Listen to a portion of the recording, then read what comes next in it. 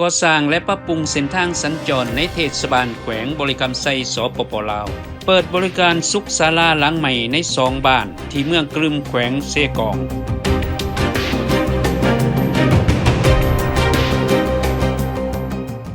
สบายดีท่านผู้ชมท่านไขทองคำสุนทรหัวหน้าแขนงครัวทางแผนกโยธาธิการและขนส่งแขวงบริคำไซแจ้งให้ฮู้ว่าปัจจุบันแขวงบริคำไซมีตารางเส้นทางทั้งหมด 2,316.04 กิโลเมตรสามารถเที่ยวทางได้2ฤดูจำนวน244บ้านรวมเอา 83.56% เที่ยวทางได้ฤดูแล้งมี48บ้านเท่ากับ 16.43% ของจำนวนบ้านทั้งหมด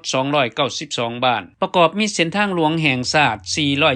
477.85 กิโลเมตรทางหลวงแขวง 596.90 กิโลเมตรทางหลวงเมือง 376.91 กิโลเมตรทางเขตชนบท 86.36 กิโลเมตรทางเทศบาล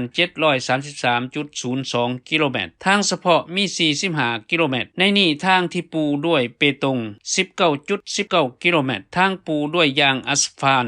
6.25 กิโลเมตรทางปูยาง2สั้น 684.81 กิโลเมตรทางปูหินแห่ 839.93 กิโลเมตรและทางทะลุ 711.45 กิโลเมตรปัจจุบันแขวงบริคำไซมีเส้นทางเข้าถึงบ้านทั้งหมดใน292บ้านปีผ่านมาแผนกโยธาธิการและขนส่งแขวงบริคำไซได้ซ่อมแปลงทางหลวงแห่งชาติทางหลวงแขวงและทางหลวงของเมืองรับประกันการสัญจรสะดวกยิ่งขึ้นพร้อมปฏิบัติโครงการก่อสร้างทางจากปากกระดิ่งไปหานาน้ำระยะ1ยาว27กิโลเมตรปัจจุบันสำเร็จ 95% โครงการปรับปรุงเส้นทางปูอัสฟาลในเทศบาลปากสัน1ยาว12กิโลเมตรปฏิบัติได้ 69% คาดว่าจะสำเร็จ 100% ในท้ายเดือนมีนาปี 2020โครงการก่อสร้างทางเวียงทองไปหาไซจำพรยาว 65.45 กิโลเมตรสัญญามูลค่า 253.63 ตื้อกีบสำเร็จแล้ว 93% คาดว่าจะสำเร็จ 100% ในท้ายเดือนเมษายนปี 2020นี่คือข่าวจากแขวงบริคำไซสปป.ลาว